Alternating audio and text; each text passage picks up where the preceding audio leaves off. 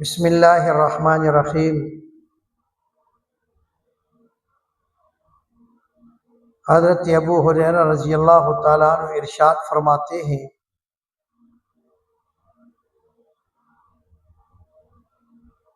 کہ رسول اللہ صلی اللہ تعالیٰ علیہ وسلم نے ارشاد فرمایا کہ میرے صحابہ،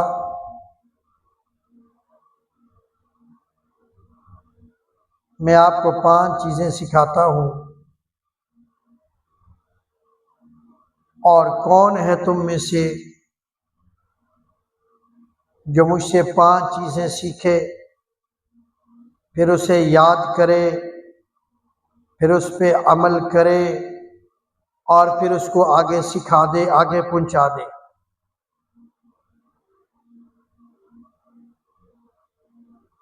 ابو ہریرہ رضی اللہ تعالیٰ عنہ فرماتے ہیں، میں نے کہا لبیک یا رسول اللہ، یا رسول اللہ صلی اللہ علیہ وسلم میں حاضر ہوں، میں یہ 5 باتیں سیکھوں گا بھی، میں یہ 5 باتیں یاد بھی کروں گا، میں یہ 5 باتیں آگے بھی پہنچاؤں گا۔ ابو ہریرہ رضی اللہ تعالیٰ عنہ نے نبی علیہ الصلوۃ والسلام کے سامنے یہ جملے کہہ دی۔ نبی علیہ الصلوۃ والسلام نے ارشاد فرمایا کہ پہلا جملہ یہ یاد رکھو، حرام کاموں سے اپنے آپ کو بچاؤ، آپ بڑے عبادت گزار بن جاؤ۔ اب دیکھو، میرے محبوب نبی کریم صلی اللہ تعالی علیہ وسلم نے یہ ارشاد نہیں فرمایا کہ لوگوں تم رات کو قیام کرو، رات کو قیام اللیل میں گزارو، اور رات کو نوافل پڑھتے رہو، رات کو قرآن ختم کرو، قرآن کی تلاوت کرو، تو تم بڑے عبادت گزار بن جاؤ گے۔ بلکہ میرے نبی صلی اللہ علیہ وسلم نے ارشاد فرمایا کہ تم حرام کاموں سے اپنے آپ کو بچاؤ اور تم بڑے عبادت گزار بن جاؤ گے۔ تو معلوم یہ ہوا کہ عبادت کی بنیاد حلال رزق ہے، دعاؤں کی بنیادی حلال رزق ہے، روزے کی بنیاد حلال رزق ہے، تہجد کی بنیاد حلال رزق ہے،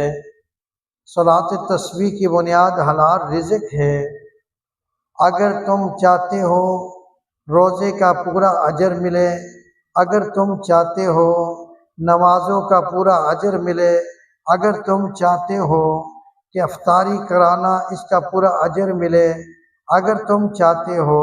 سحری کھانا اس کا پورا اجر ملے، تو پھر یاد رکھو، اگر اس کا اجر لینا چاہتے ہو، اگر اس کا پورا اجر لینا چاہتے ہو، تو اپنے کھانے کو دیکھو کہ جب افطاری کا وقت آتا ہے،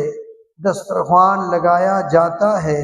تو اس دسترخوان پر کہیں حرام کا لقمہ تو نہیں آ گیا، کہیں مشتبہ مال تو نہیں آ گیا، کوئی شبہ والا لقمہ تو نہیں آ گیا۔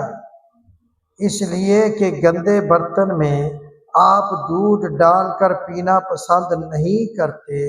آپ گندے برتن میں دودھ ڈالنا پسند نہیں کرتے، اللہ بھی حرام کے لقمے میں، پیٹ میں، دل پر اپنا ایمان ڈالنا پسند نہیں کرتے۔ اس لیے بنیاد وہ ہے، حلال رزق ہوگا، روزہ بھی قبول، حج بھی قبول، اور نوافل بھی قبول، صلاۃ تسبیح بھی قبول، اور تہجد کے نوافل بھی قبول۔ لیکن بنیاد وہی ہے کہ ہم نے غور کرنا ہے کہ اگر رزق حلال نہیں ہے تو کوئی عبادت نہیں ہے، کوئی روزہ نہیں ہے، کوئی صدقہ نہیں ہے، کچھ بھی اللہ کے ہاں مقبول نہیں ہے، اور یہی وجہ ہے کہ ہماری دعائیں مقبول نہیں۔ تو غور کرنا پڑے گا اور سوچنا پڑے گا۔ اللہ ہم سب کو اس پر عمل کی توفیق